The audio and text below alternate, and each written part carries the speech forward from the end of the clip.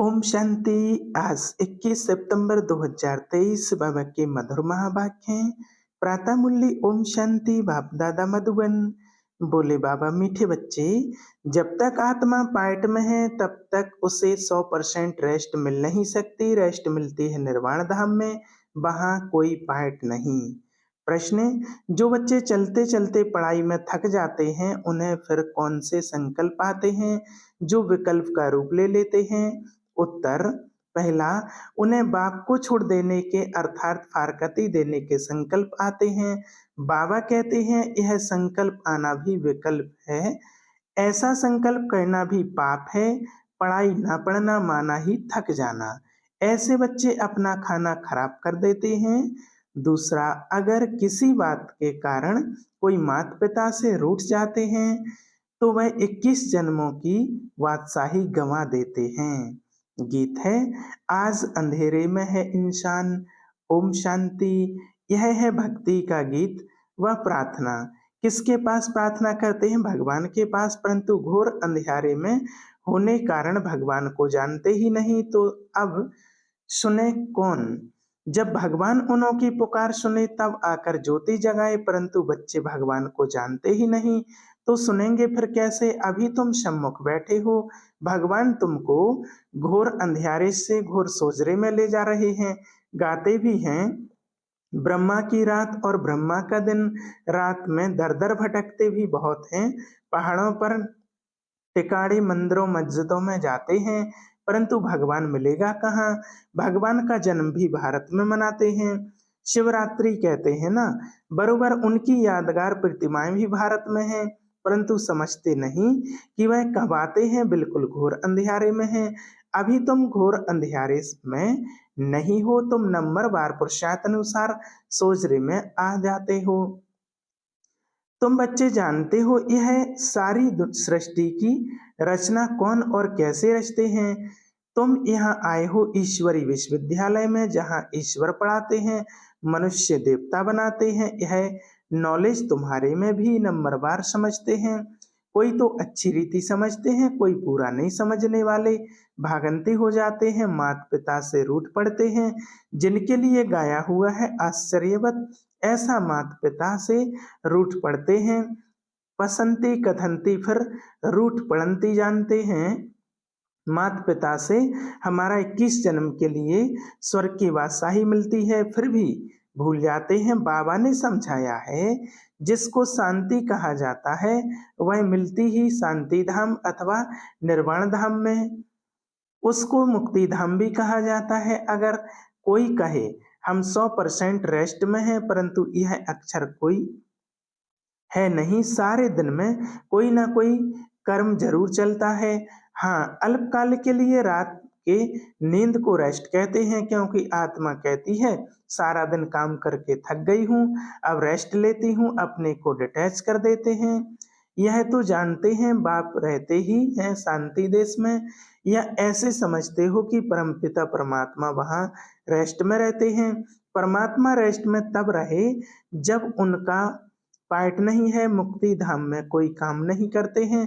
यह बड़ी समझने की बातें हैं। अभी तुम्हारी बुद्धि का ताला खुलता जाता है। बाप कहते हैं तुमको पता है मैं रेस्ट में कब रहता हूँ? जबकि तुम बच्चे स्वर्ग में सुख में रहते हो, वहां तुमको सुख शांति है, उसको रेस्ट नहीं कहा जाएगा। रेस्ट में तब कहें जब तुम्हारा कोई पार्ट नहीं है। तुम जब स्वर्ग में हो तो मुझे कोई मेहनत नहीं करनी पड़ती, मैं वहाँ घर में शांति में रहता हूँ। शांति का दूसरा अक्षर वहाँ रेस्ट कहेंगे। यहाँ तो रेस्ट में नहीं कह सकते। आत्मा कहती है मैं रेस्ट में तब हूँ जबकि रात को नींद करती हूँ। उस समय रेस्ट में हूँ या शांति में हूँ, बात एक ही है। रात को अशरीरी बन जाते हैं, शांति हो जाते हैं, एकदम शांत हो जाते हैं, फिर उठते हैं तो कर्म में आते हैं, फिर भी अनरेस्ट है। कर्म करते अनरेस्ट भासती है। सतयुग में अनरेस्ट का सवाल नहीं है, अनरेस्ट करती है माया। वहां ऐसे नहीं कहेंगे कि हम रेस्ट में रहते हैं, कामकाज सब करते हैं, परंतु अशांत नहीं रहते हैं। बाकी रेस्ट अक्षर है नहीं समझो। कोई कहते हैं हम शिमला जाते हैं रेस्ट के लिए, परंतु रेस्ट का अर्थ नहीं। सच्ची रेस्ट तब है जब हम निर्वाण धाम में रहते हैं, वहाँ चुप रहते हैं। बाकी रेस्ट कोई को नहीं है। कोई कहे हमको 100% रेस्ट है तो यह रॉन्ग है, इसको अज्ञान कहा जाए। हाँ, यह जरूर कहा जाएगा, पढ़ने चाहते तो रेस्ट लेते हैं, ना पढ़ना रेस्ट लेना, यह तो फिर थकना है। थकना हो गया, अपना ही खाना खराब कर देते हैं। समझाया जाता है, हे रात के राही, स्वर्ग के राह पर चलते चलते थक मत जाना, रूठ नहीं जाना। माता पिता को फारकती देने का संकल्प भी नहीं उठाना चाहिए। यह संकल्प उठाया तो उसको विकल्प कहा जाता है। ऐसे माता पिता जिससे स्वर्ग की रजाई मिलती है, उसके लिए संकल्प भी क्यों उठाते हैं, लिखते हैं। कभी कभी संकल्प आता है छोड़ दें, कुछ समझ में नहीं आता। अरे समझने का तो यह टाइम है ना, समझना अर्थात पढ़ना। तुम जानते हो हम पढ़ रहे हैं, परमपिता परमात्मा जो ज्ञान सागर है, ऊंचते ऊंच है, उनको कोई भी जानते नहीं। भले ब्रह्मा विष्णु शंकर अथवा लक्ष्मी नारायण को जानते हैं, परंतु भारतवासियों को यह पता नहीं कि लक्ष्मी नारायण ने यह राज्य कब लिया और किसने दिया। माया ने बिल्कुल ही घोर अंधियारे में डाल दिया है। बाप आकर समझाते हैं, रचता बाप और मनुष्य सृष्टि की रचना कैसे रचते हैं, यह तो कोई भी नहीं जानते।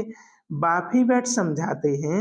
प्रजापिता ब्रह्मा को क्रिएटर नहीं कहेंगे, भल प्रजापिता कहा जाता है, परंतु वह रचता नहीं। मनुष्य कहते हैं हमको अल्लाह ने पैदा किया, निराकार फादर को ही रचता कहेंगे। रचता बाप को जरूर मनुष्य जानेंगे, जानवर तो नहीं जानेंगे। जानवर तो मुख से नहीं कहेगा कि हमको परमात्मा ने रचा है, मनुष्य कहेंगे हमको परमात्मा ने रचा। तो बाप बैठ समझाते हैं, तुम देखो यह रचना कैसे रची। पहले पहले रचना होती है मुखवंशावली की, बच्चे को बड़ा होकर फिर बाप बनना है, यह बेहद का बाप कहते हैं। देखो मैं भी कैसे रचना रचता हूँ, इनमें प्रवेश कर इनको मुख द्वारा कहता हूँ, हे आत्मा तुम मेरी हो, मैं तुम्हारा बाप हूँ। फिर इनके द्वारा तुम बच्चों को रचता हूँ।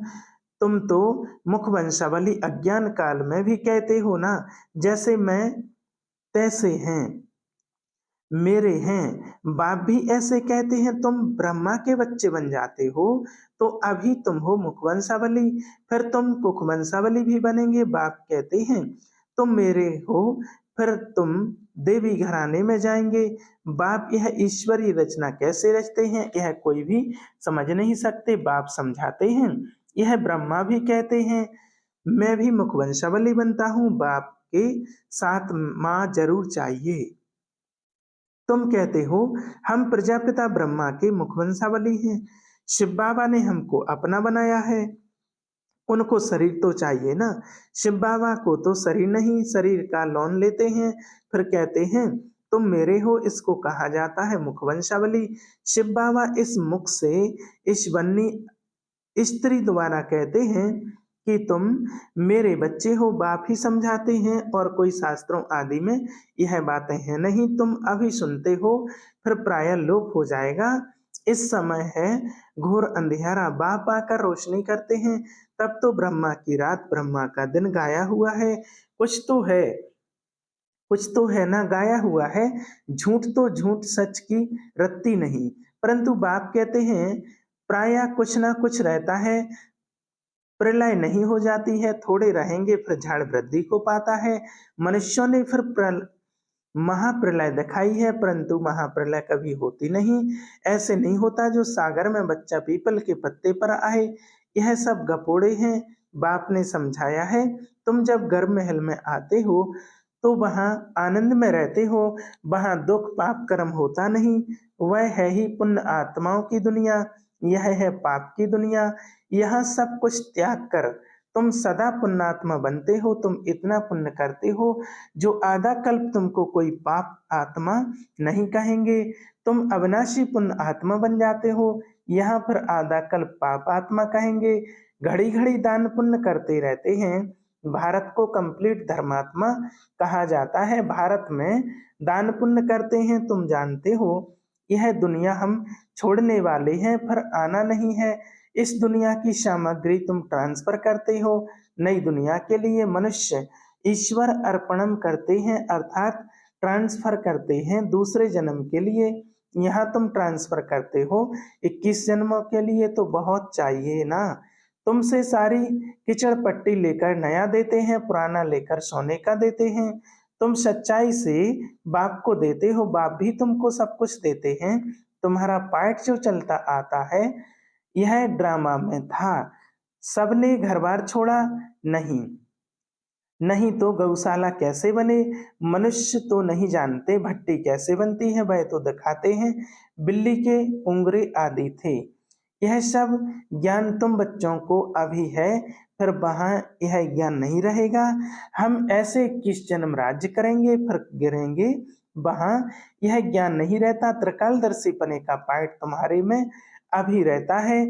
मुख्य हीरो हीरोइन का पार्ट तुम्हारा ही है और कोई का पार्ट नहीं। असुर से देवता, फिर देवता से असुर तुम भारतवासी बनते हो। बाकी तो हैं बीच के वाई प्लास नाटक के बीच में, फिर हंसी कुंडी का खेल भी करते हैं ना। आधा कल्प बाद देवी देवता धर्म प्राय लोप हो जाता है। तुम्हारी बुद्धि में यह सारा चक्र फिरता रहता है। तब तो तुम समझते हो ना, परमपिता परमात्मा भी परम आत्मा है, परम धाम में रहने वाला। हम बाप कहते हैं मेरे में सारा ज्ञान है, मैं मनुष्य सृष्टि का बीज रूप चेतन हूँ। वह तो जड़ होते हैं, शिव तो चेतन है, उनकी प्रतिमा पूजी जाती है। आजकल गवर्नमेंट झाड़ों की सैंपलिंग लगाती है, यह है चेतन बीज। मनुष्य सृष्टि रूपी झाड़ का बीज कहते हैं। मुझे सारे झाड़ की नॉलेज है।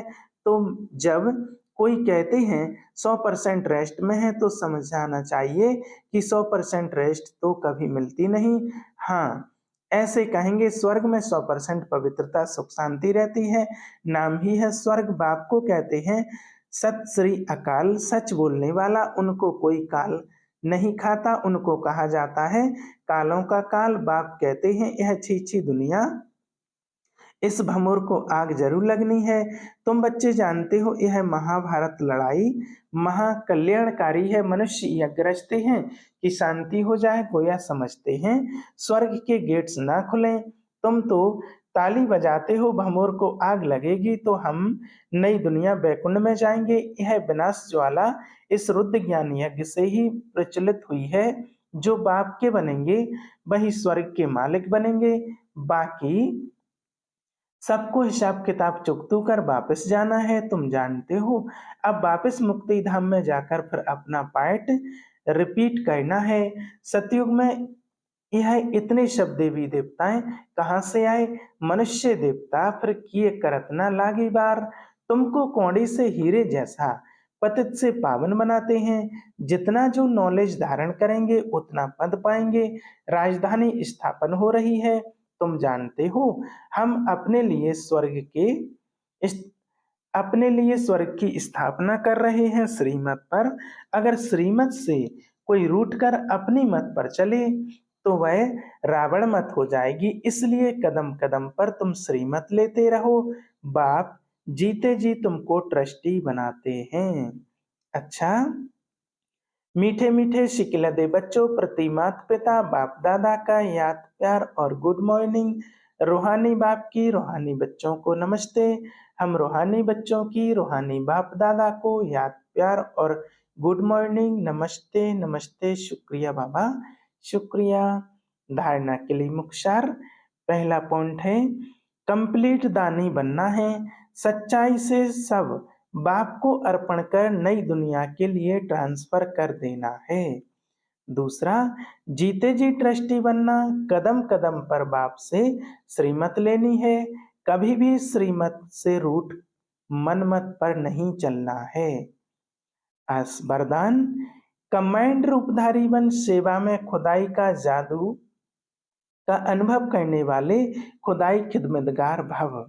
स्वयं को सिर्फ सेवाधारी नहीं लेकिन ईश्वरीय सेवाधारी समझकर सेवा करो। इस स्मृति से याद और सेवा स्वतः कंबाइंड हो जाएगी। जब खुदा को खिदमत से जुदा कर देते हो तो अकेले होने के कारण सफलता की मंजिल दूर दिखाई देती है। इसलिए सिर्फ खिदमतगार नहीं लेकिन खुदाई खिदमतगार हूँ, यह नाम सदा याद रहे तो सेवा में स्वतः खुदाई जादू भर जाएगा और असंभव भी संभव हो जाएगा। स्लोगन, कर्मयोगी बनना है तो कमल आसनधारी न्यारे और प्यारे बनो। अच्छा, ओम शांति।